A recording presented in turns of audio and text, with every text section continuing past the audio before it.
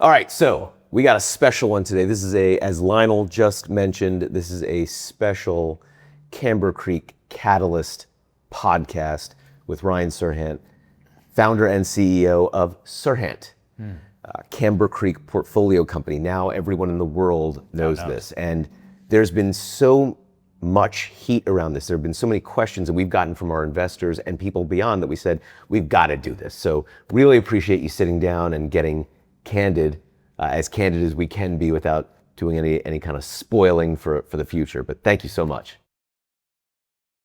What was pure chaos was the fan event that we did, where we just, on Sunday, I put out a notice like, hey, owning Manhattan, all over the world. If you're a fan of the show and you want to come to New York, Wednesday night, 6 o'clock, we'll see you here.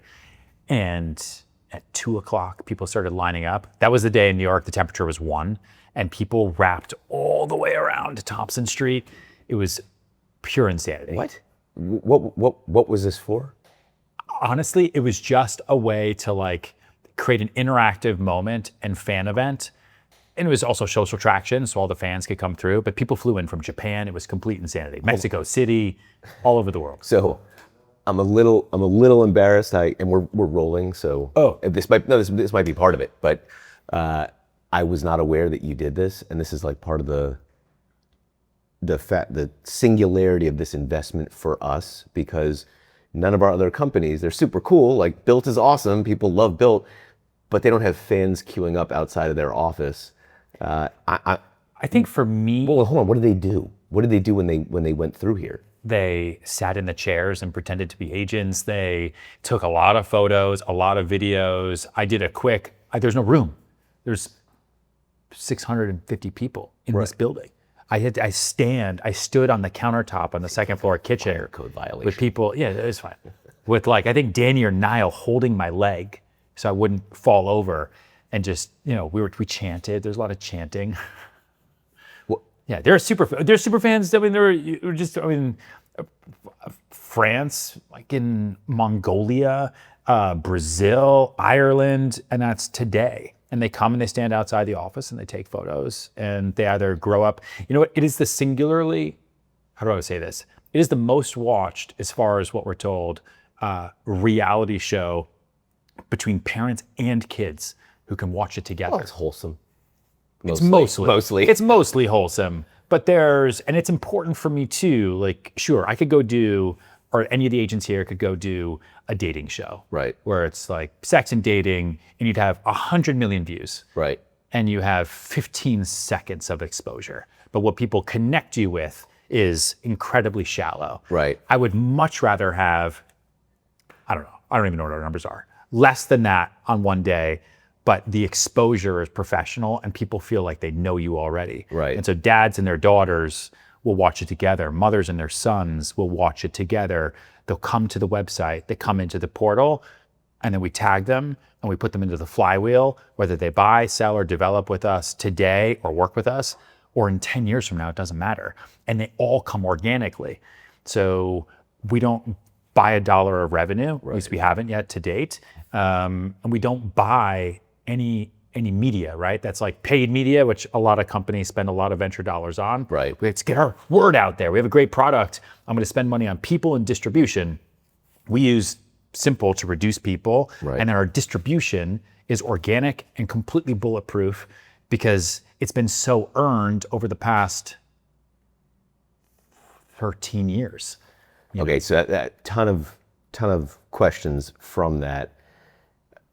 One of the things that struck all of us after the first season was, I think it was crazy, like by thousands of percent how many people visited the websites, et cetera, and also the deal flow and agent flow.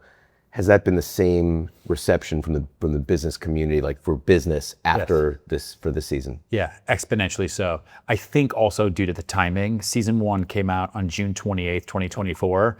So it was a little bit of like a summer show. Mm-hmm. This is now firmly a holiday show. Right. So it's just so interesting as you think about release dates as being such a strong part of strategy. How did you guys decide, or was Netflix. But how did Netflix decide? I mean, I think that was a huge tailwind for the show. Maybe Yes and no.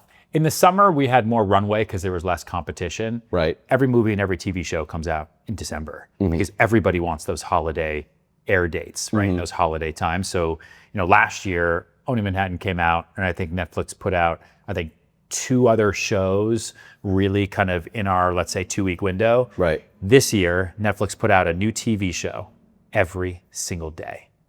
But were they for the same demographic? It doesn't matter. You've got to be discoverable, right? It's the same thing like .coms. Everyone's fighting, in my world, in the real estate world, you're fighting for, consumer share versus agent share.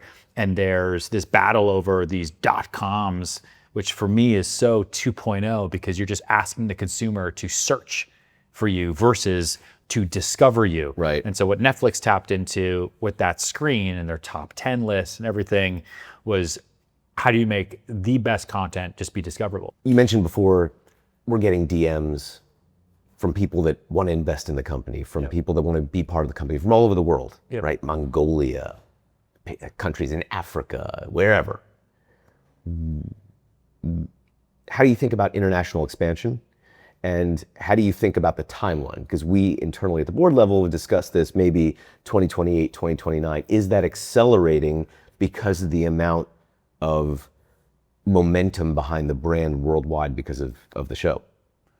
So one of the big differences between how real estate is bought and sold in the United States versus the rest of the world are unions. So in the United States, you have the National Association of Realtors, union-ish, that sole job is to protect the livelihood of salespeople and kind of set a standard for fee structure. Fee structure can be whatever you want. I could charge $1, I could charge $10 million. Right. But they do set a standard and they're there to protect you. That does not exist the rest of the globe. So the real estate brokerage business is somewhat of a service business everywhere else, where it is far more or intrapreneurial here in the United States. But real estate is bought and sold everywhere else. There are franchises all over the world, and those franchises are bought and sold based on brand equity. And no one in 2026 has stronger international new media and new generation brand equity than Serhant now. And we have flags ready to be planted all over the world. If we didn't have Netflix or didn't have a massive social presence, launching internationally would be an investment discussion, right? What would our payback period be? It's gonna take us 3 years. What would it be? But because we have such a massive funnel, it's not, right? It's more of a bandwidth question and a support question. It's a language question. It's a technical roadmap question for, okay, this works in New York, but we had to update it to make it work in California. But in France, how do we make this work? It's just different. So does the timeline accelerate from what we've discussed at the board level from 2028, 2029 to 2026, 2027? Or 2027. So you heard here first, folks. So for people that are watching this internationally that want to be part of our story, get in the queue because it's not gonna be corporate owned. It'll be franchise. So people are going to have to buy the right to be part. It'll be a franchise. We're actually working on what we call SAFE, which would be the Serhant Automated Franchise Experience. So a new form of what it means to franchise, not the way you think about McDonald's and not the way you think about a standard licensing deal, but something a bit different, which will also include payments. It's just something that Greg is working on in that booth right there right now. And just to be specific, when you talk about payments, you're talking about commission payments, and getting our business in. We're not just agents. We're not just helping buy and sell real estate, but we're also helping facilitate the transaction, which gets us more into the fintech world. Correct. Fantastic. Yeah. And then you're talking about a holistic economic portal for the entire home buying and selling experience, which then keeps it incredibly sticky. A phrase that we don't use publicly and will never use publicly is SHOM for Serhant Home, but we would never. SHOM? Yeah, SHOM. Well, hold on. First of all, this is very public, but it is. But SHOM, so it's a singular portal for the homeowner. So once you discover property and you buy it through us, or S period home. S period home. Yeah. I love that. SHOM. I wish I would have come up with that. Show me Show the me the house. Show me the house. Show me the house. Yeah. Brilliant. Yeah. We also had another one. Maybe don't put this in the edit. It was S.Wallet. I'm not even gonna say it. You should go to Greg right now. If it's dead serious, be like, Ryan just told me about Swallet. Tell him how much you love the idea, but just don't laugh. See what he does. Unfortunately, it actually is a great idea. It is a great idea. It is a great idea because people, we might actually keep this in, maybe in the bloopers, because people will think, like, obviously you're not trying to appeal to people's prurient nature, but it's just risque enough to get, like, it'll get some pickup, really get traction. People are like, wait. Say that out loud? Like, no, you say it out loud. No, say it slowly. It's S.Wallet. Jeez, Yeah, exactly. Where's your head, guy? Yeah, man. Oh my God. We have the data now. It was simple. That for an agent who uses it at least once a day, their GCI, so their gross commission income, increased year over year by 144%. Whoa. And that's against a market decline. That's against an inventory decline. And it's because all their time is replaced. Right. Right? And so they have more time to do the income producing tasks, and they spend a lot less time doing the administrative tasks. So it's more a tool to become task optional than it is like a secret sauce to generate lead flow or more business. It just turns you into kind of a superhuman, you know? Well, let's talk about the agents for a second, because season 2 ramped up the stakes quite a bit higher than season 1. How did this season feel different filming than from season 1? Season 1, we shot for a long time because we didn't. I remember that. We didn't know what the show was as we were making it. Right? It was kind of like a startup. It was Netflix greenlit it with the idea that it was called House of Serhant, and it was going to be about our creation of this business, and we're going to be growing it, and there were agents here, and it's real estate, and let's see what happens. Right. I didn't want to do $1 million listing because I did that for 10 years already. I wasn't going to do Selling Sunset because it wouldn't be good for our brand or our business. But I didn't necessarily know exactly what the tone was going to be. And so we were kind of figuring it out as we went. And we had a bunch of agents on the show, season 1. Some were veterans, some were brand new.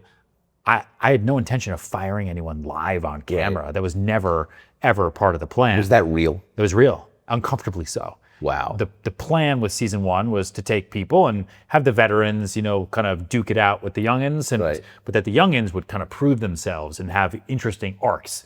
What ended up happening is the veterans kind of just did their thing, and the young ones, a couple of them, went in a bad arc and pushed me to a point where it's like, okay, $1 million listing, if I didn't sell a home, that would make me look bad to the whole world as an agent. On this show, in my evolution, if I let this person stay at this company, that's gonna make me look bad as a CEO to the whole world.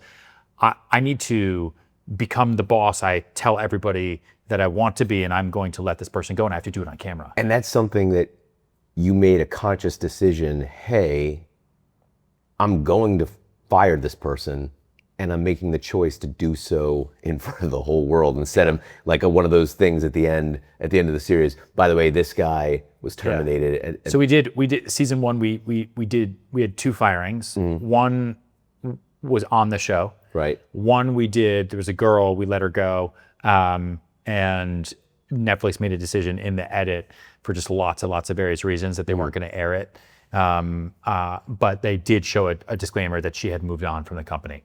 Right, I remember that. Oh, you're talking about Savannah, right. And then she came back for season 2 and caused a ruckus. Well, I saw the scene with Jessica. Yes. Having what appeared to be a slight breakdown. Yes.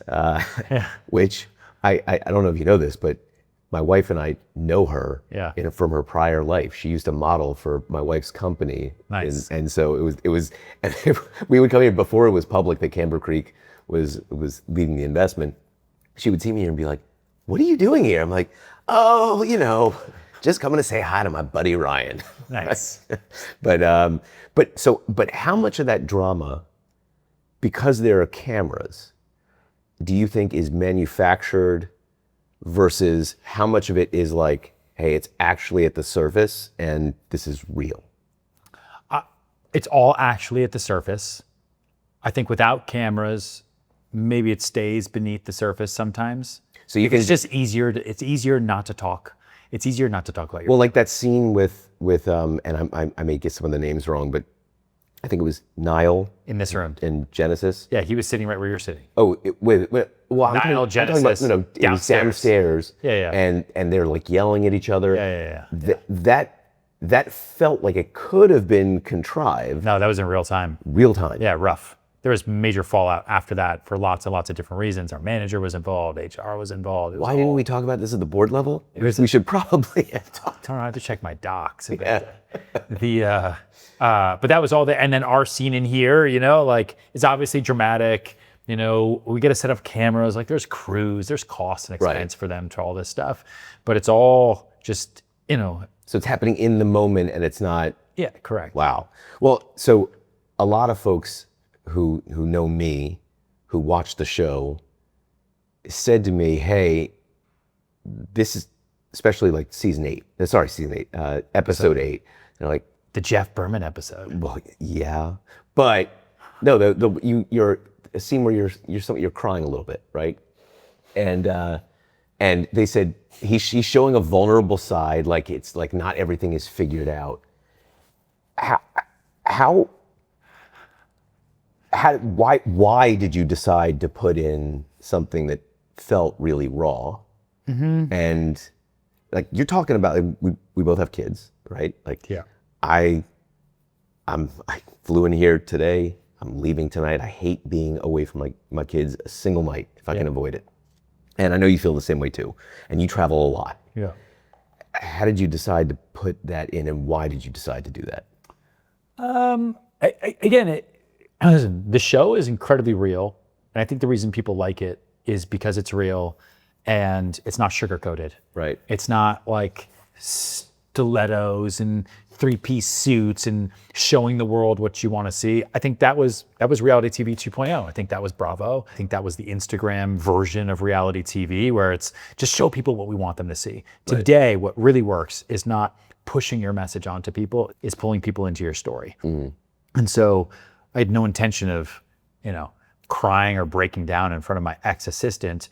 But I think you make a deal when you sign up to do a reality TV show, or when you decide to put yourself out there on social. Like you don't have to do it. Go live in a rock if you want to. But if you're going to put yourself out there, You gotta put that yourself deal you make with not just Netflix and the producers, but with the world is, I'm going to show you everything. Mm-hmm.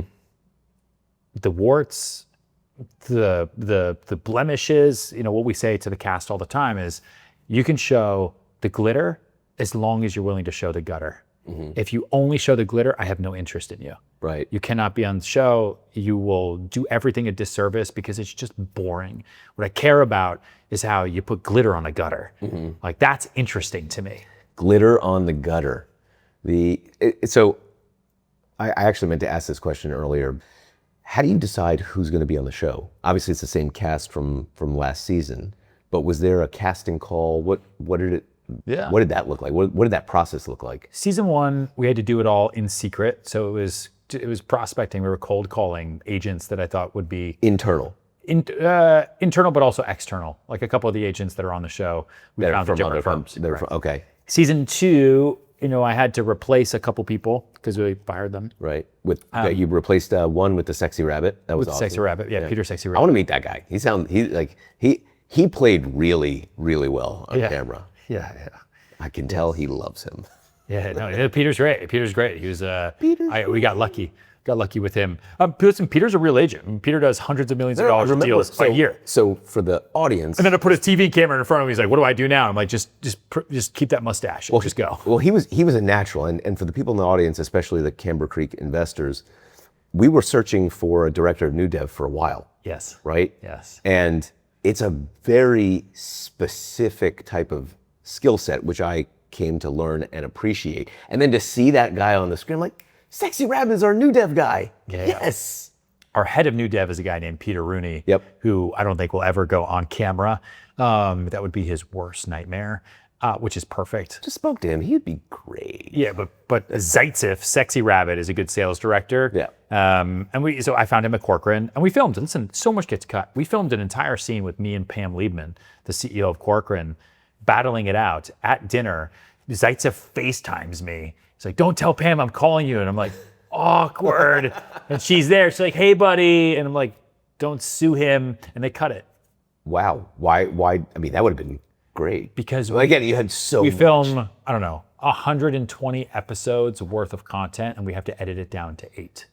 Well, so that leads me to the next question. I mean, it's only 8 episodes, and fans are already clamoring for more, especially after the cliffhanger, which is not really a cliffhanger because you can just Google, did he take the money? Yeah, but especially don't Google. Yeah. No, don't Google, but you could have waited through the credits. I mean, I didn't even, like I said. Were you surprised? You were like, did he take it? No. I was like, wait, did I do that?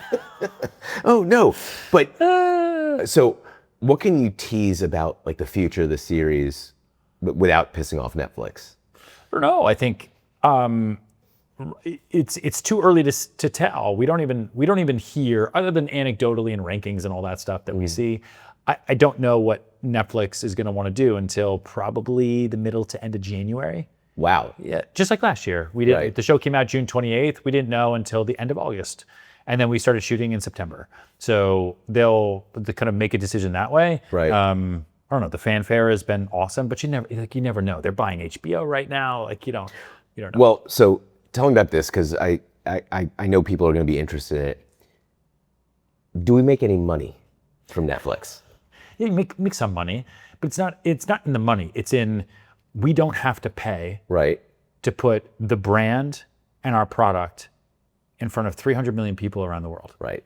That's every firm. That's what I tell folks. They're like, well, how's the company doing? How does the company make money on this? I said, well, we have what's called earned media, right? Of course. Like it's massive.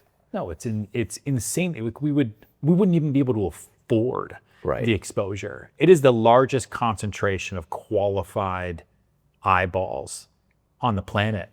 YouTube has a huge audience. Right.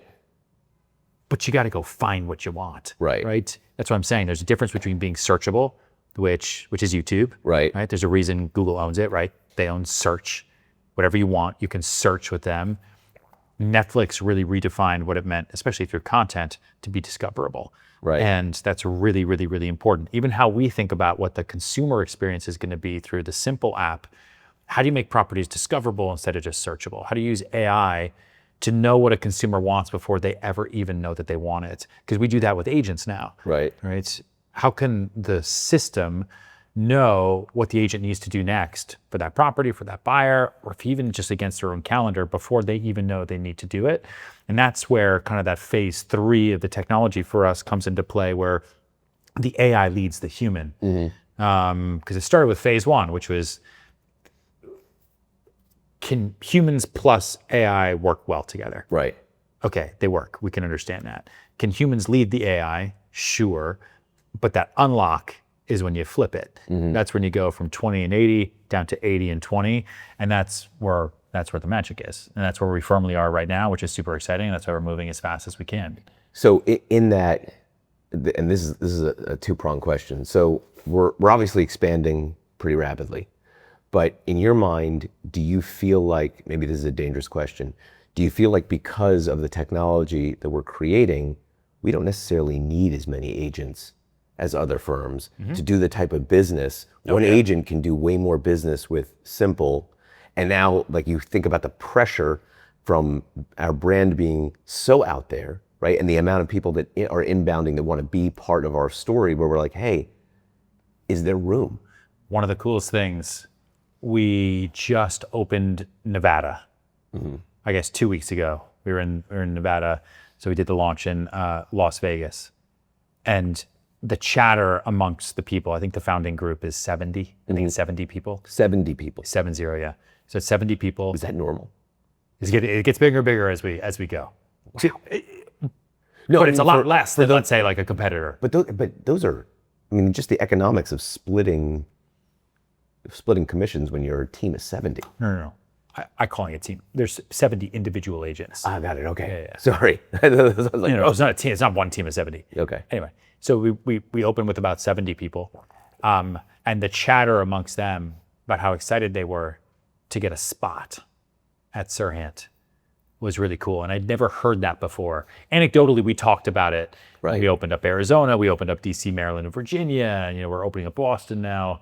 Where there's like an exclusivity there because we don't take everybody. You don't need to, right?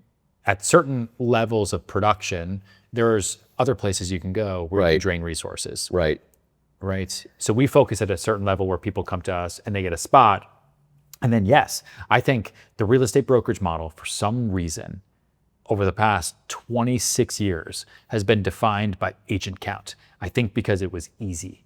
The more agents you have, Right. the more inventory you have, and then we'll deal with like revenue and profit later. Right. Right. And I think we have completely flipped that model. I talk about number of agents very, very, very little. Right. It's of no meaning to me. I care about overall map and geo targeting. How much ground can we cover, both nationally and soon to be internationally? And how can we do it with the fewest people? Because that's what makes our margins so healthy. Well, so along that vein, but tacking back to the show, Yeah. people, I think the reaction has been tremendous. People are already asking for another season to see what happens, both with the drama with the cast. And the investors, what happens now? That final scene, those guys. Of course, well, obviously. But what They cut, though, was you and Harley sitting there clicking your pens. Oh, no, that was Harley that was clicking a his Harley pen. thing. I do And then think saying- that the chips. And then saying, this is an exploding offer. We'll give you 10 minutes. By the And way- then you guys got up out of the room and walked away. And then I called my wife. I'm like, what do I do? well, All that got cut. So I'm glad they cut that because, It wouldn't have happened that way. it didn't happen that way. And when we did that, I said it was like it was good TV. Yeah. But the reality is, I like to look to camera. Well, it took a year and a half of a relationship before. I mean, I'll never. It was December 31st, 2022. Yeah. Right. And you took a picture here. Yes, I did. And you put it on Instagram and like with no other lead, like it was like big things are happening. And now, like obviously years later, it's coming to fruition. Yeah. But without spoiling anything, what would be your like dream direction for the show, and how does that also catalyze growth for the company, knowing that the show can be such a huge engine for attention and eyeballs? I think a lot about who makes the decision to buy or sell with us, right? If we were selling a $2 product to 10-year-olds, I'd say maybe the 10-year-old makes a decision and maybe mom or a babysitter. Right. But for us, we're selling a luxury product, right? We typically don't sell anything less than $500,000. Right. It's a home, a lot of banks are involved.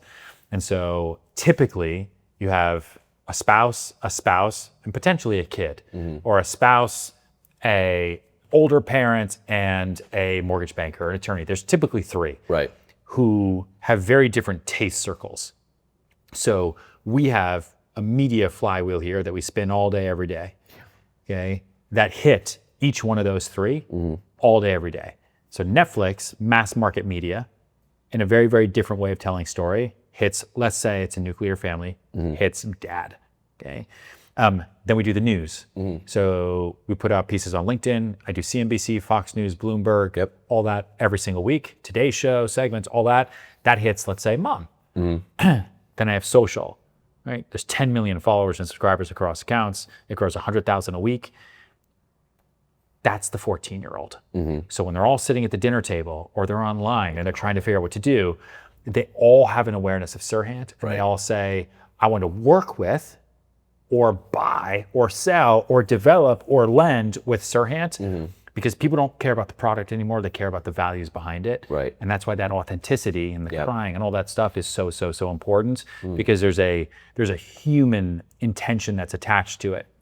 But the show, at the end of the day, is an organic distribution funnel for what we are building together. Right. For the technology that we're creating to provide more agents with more time to sell more real estate and to create more discoverable property for buyers and sellers all over the world, so that by 2030, right, we won't be the number one real estate services firm by size. We'll be number one by revenue and number one by profit. Right. I'll let everybody else have 500,000 people that just drain resources all day, have no interest in doing that. And that's then opens up the gates to all other verticals. So, you have to talk season 3, 4, 5. Right. I then get excited about, okay, how does then in the following seasons follow our journey in developing a line of development, our own towers, Right. mortgage title, all the ancillary service lines. What does that look like? What is that drama like? Now all of a sudden I'm not focused on this agent. She quits. I have to get, you know what I mean? Like there's Right. a lot that happens and people will follow live all the way to an exit. Will you still call it owning Manhattan? Owning the world, Jeff. Owning the world. Behind the scenes, how much of the firm's growth story is still left to tell on camera? Like, We haven't even scratched the surface. well, that's what I'm saying. There's so much. Yeah. How do you determine, is it the same group of people? Is it a new group of people? Is it spin-offs? I think it didn't make sense this season, but the show moves so fast. Like Right. you could have 50 seasons. They're all 8 episodes. Like Right. you can do as much as you possibly can to really start to also look at the employee connection, like the market leader connection, the C-suite. You know how many DMs we have from people who are excited to watch us create a C-suite, not knowing that we have one, but just because it's not on the show. Right. And they're like this, seeing me break down on time, this like, oh, it's gonna be so cool. Like when you hire a president, Yeah. and you've got like someone who's running, technology and education and new construction for you, and just try to see what those inner office dynamics are like. Like that was a lot of the fun of watching scenes in succession. Right. It was just like watching the office politics of it all. Well, so one of the things that I found personally enjoyable was the real estate side. Like actually there was an emphasis on the properties that were being sold. And one of the things you were open with was the fact that we had the listing at Central Park Tower for that insane apartment. Yeah. And we lost it. And I know, because I know you, I know like we collectively took that personally. Are there... It's still there if you want to buy it. It is still there. So if you're out there and you want to buy it through us. So One of the greatest apartments of all time. it's unreal. But are there other holy grail properties that you would love to feature that I don't know, something that would be like, oh my God, I can't believe, like if we could shoot this. Like for instance, some of the stuff in Palm Beach that we have listed. Yeah, it'd be Can we cool. do that? Yeah, possibly. That would be a hard one to get those people to agree. There's a new Netflix show that came out today called Members Only Palm Beach, about women in Palm Beach. Yeah, it's not Palm Beach. Okay. No, it's not. Like it is. None of our friends know them. They're not from Palm Beach proper. They took like a few. My friend Kent, who did the overhead shots, and it's like Boca or something. It ain't Palm Beach, but we like you and Gary, you have these amazing listings. Yeah, doing one of those would be really, really cool to see these houses. to show what that's like. Yep. We did we had a Miami episode this year where we looked at like new construction in Miami and what that's like and what a sales center is like for Mercedes-Benz, which I thought was a really, really fun thing to do. I haven't seen that on TV before. I would do a $100 million mansion in Palm Beach. I think that would be really, really fun to do. And there's a lot of unique characters that own those homes. Oh my goodness. Who could be into it. I would love to, and I wanted to do this in the past 2 seasons. We just didn't. No pun intended, but we couldn't find the real estate in the time allotted for the show to do it, to sell a ranch, to like really show like, hey, we're selling a 7,000 acre ranch. Like what the Palantir guy just bought in Colorado. Yeah. Like, hey, $150 million, get in the helicopter, I'm gonna give you the tour. Right. Like that's a cool experience. That's like a Yellowstone vibe to it as well. I really wanna do. And then selling something that is just iconic, like the Chrysler building. Right. Like that would just be insane. So that's actually a great segue to another question, which you had Jade, who was, I believe she was selling commercial, Yeah. right? obviously our commercial department lags our residential. What do you see? Like, are we going to try to develop that arm of the business to become a powerhouse, or is it going to remain niche? No, we have so much demand to build out our commercial division, not just because of the show. To build almost anything. But because of how we market and how we operate. Right. It just doesn't exist in the commercial space.